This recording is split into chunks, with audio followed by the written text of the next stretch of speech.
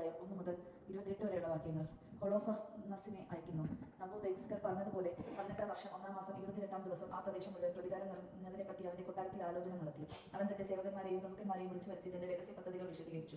ആ പ്രദേശങ്ങളിലെ ദുഷ്കൃത്യങ്ങൾ സ്വന്തം നാവുകൊണ്ട് വിവരിച്ചു. തന്റെ കൽപ്പന അനുസരിക്കാത്ത ഏവരെയും നശിപ്പിക്കണമെന്ന് തീരുമാനിച്ചു. പദ്ധതി അവതരിപ്പിച്ചു കഴിഞ്ഞപ്പോൾ അസീസിയ രാജാവായ നബൂഖദ്നേസർ തനിക്ക് നേരെ കീഴിലുള്ള സർവ്വസൈന്യാധിപൻ ഹൊളോഫർനസിനെ വിളിച്ചു പറഞ്ഞു, ഭൂമി മുഴുവന്റെയും അതിനാഥനായ ചക്രവർത്തി അറിയിക്കുന്നു, നീ എന്റെ മുൻപിൽ നിന്ന് പോയാലുടൻ ധീരന്മാരായ 1,20,000 കാൽപ്പടയെയും 10,000 കുതിരപ്പടയാളികളെയും ശേഖരിച്ച് പശ്ചിമദേശം മുഴുവൻ ആക്രമിക്കുക. അവർ എന്റെ കൽപ്പന അനുസരിച്ചില്ല. ഞാൻ കോപകാന്തനായി വരികയാണ്. ഭൂമുഖ സകലം എന്റെ സൈന്യങ്ങളുടെ പാദം കൊണ്ട് മറയും. എന്റെ പടയാളികൾക്ക് കൊള്ളയടിക്കാൻ അവരെ ഞാൻ ഏൽപ്പിച്ചു കൊടുക്കും. അതിനാൽ കീഴടങ്ങാൻ ഒരുങ്ങിക്കൊടുക്കുമെന്ന് അവരോട് പറയുക.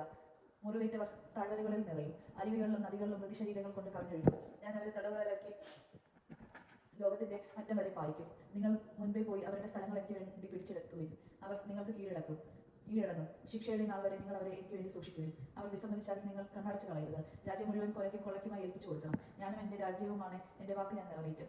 നിങ്ങളുടെ രാജാവിന്റെ കൽപ്പനകൾ ലംഘിക്കാതിരിക്കാൻ നിങ്ങളും ശ്രദ്ധിച്ചുകൊള്ളുവിൻ. എന്റെ കൽപ്പന മാറ്റമില്ലാതെ നിർവഹിക്കാൻ ശ്രദ്ധിക്കുവിൻ. താമസം വരുത്തരുത്. യജമാനന് സന്നിധി വിട്ടപ്പോൾ തന്നെ ഹൊളോഫർനസ് അസീസിയർ സൈന്യത്തിലെ സേനാധിപതികൾ, മറ്റ് പടത്തലവന്മാർ, സേവകന്മാർ എന്നിവരെ വിളിച്ചുകൂട്ടി. യജമാനൻ കൽപ്പിച്ചതനുസരിച്ച് തിരഞ്ഞെടുത്ത 1,20,000 പടയാളികളെയും അശ്വരഗൂഢരായ 10,000 വില്ലാളികളെയും ഗണങ്ങളായി തിരിച്ചു. അങ്ങനെ അവർ ആക്രമണ സന്നദ്ധമായ ഒരു വൻ സൈന്യത്തെ സജ്ജമാക്കി. അവൻ സമാധാനങ്ങൾ കൊണ്ടുപോകാൻ അസംഖ്യം ഒട്ടകങ്ങളെയും കഴുതകളെയും കോവർ കഴുതകളെയും ഭക്ഷണത്തിനായി അനേകം ചെമ്മരിയാടുകളെയും കാളകളെയും പോരാടുകളെയും സംഭരിച്ചു. കൂടാതെ എല്ലാ ആളുകൾക്കും വേണ്ടി ധാരാളം ഭക്ഷണ സാധനങ്ങളും വലിയൊരു തുകയ്ക്ക് സ്വർണവും വെള്ളിയും രാജകൊട്ടാരത്തിൽ നിന്ന് ശേഖരിച്ചു. ഇപ്രകാരം പശ്ചിമ ദേശങ്ങളിലെല്ലാം തേര്, കുതിര, തിരഞ്ഞെടുക്കപ്പെട്ട കാൽപ്പട ഇവ നിറയ്ക്കുവാൻ അവൻ മുഴുവൻ സൈന്യവുമായി നബൂഖദ്നേസർ രാജാവിന് മുൻപേ പോയി. വെട്ടുകിളികളെ പോലെയും ഭൂമിയിലെ മണൽത്തരി പോലെയും എണ്ണമറ്റ ഒരു സമൂഹം അവനോടുകൂടെ പോയി.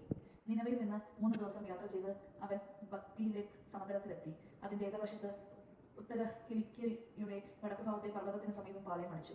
അവിടെ നിന്ന് ഹൊളോഫർനസ് തന്റെ സൈന്യത്തെ മുഴുവൻ, കാലകൾ, കുതിര, തേര് എന്നീ വിഭാഗങ്ങളെയെല്ലാം കൂട്ടി കുന്നിൻ പ്രദേശത്തേക്ക് പോവുകയും പുത്ത്, ലുദ് എന്ന ദേശങ്ങളിൽ തകർക്കുകയും റാസീസ് നിവാസികളെയും കെലിയ ദേശത്ത് തെക്കുള്ള മരുപ്രദേശങ്ങളിൽ വസിച്ചിരുന്ന ഇസ്മായിലിയരെയും കൊള്ളയടിക്കുകയും ചെയ്തു. അനന്തരം യൂഫ്രട്ടീസിന്റെ ഗതി പിന്തുടർന്ന് മെസൊപ്പൊട്ടാമിയയിലൂടെ കടന്ന് അബ്രോൺ അരുവിയുടെ കരയിലുള്ള കുന്നുമുകളിൽ സ്ഥിതി ചെയ്തിരുന്ന നഗരങ്ങളെല്ലാം സമുദ്രപര്യന്തം തകർത്തു. കിലീക്യൻ പ്രദേശങ്ങൾ പിടിച്ചടക്കുകയും എതിർത്ത് നിന്നവരെല്ലാം വധിക്കുകയും ചെയ്തതിനു ശേഷം അവൻ അറബിക്ക് അഭിമുഖനായി നിലകൊള്ളുന്ന ജഫാത്തയുടെ തെക്കേ അതിർത്തികളിലേക്ക് കടന്നു. മിഡിയാക്കര വളഞ്ഞ് അവരുടെ കൂടാരങ്ങൾ അഗ്നിക്കിരയാക്കി. ആട്ടിൻപറ്റങ്ങളെ കവർച്ച ചെയ്ത് അതിനുശേഷം ഗോതമ്പ് കൊയ്ത്തിന്റെ കാലത്ത് അവൻ ദമാസ്കസ് സമഭൂമിയിലേക്ക് ഇറങ്ങിച്ചെന്നു. വയലുകൾ തീവയ്ക്കുകയും ആടുമാടുകളെ കൊന്നടക്കുകയും നഗരങ്ങൾ നിർജ്ജമാക്കുകയും നിലം ശൂന്യമാക്കുകയും യുവാക്കളെ വാളിന് ഇരയാക്കുകയും ചെയ്തു. സമുദ്രതീരദേശങ്ങളായ സീദോൻ, ടീർ എന്നിവയിടങ്ങളിലും സൂർ, ഒക്കിന, ജാമ്നിയ എന്നിവയിടങ്ങളിലും നിവസിച്ചിരുന്ന ജനങ്ങൾ ഭയചിതരാകുകയും ആയിത്തീർന്നു. അസോത്തോസിലെയും അക്സ്കൊലോണിലെയും ജനങ്ങളും പരിഭ്രാന്തരായി. ദൈവജനമാണ് നാം കേട്ടത്. നമുക്ക് ദൈവത്തെ സ്തുതിക്കാം. ക്രിസ്ത്യാനിക്ക് സ്തുതി.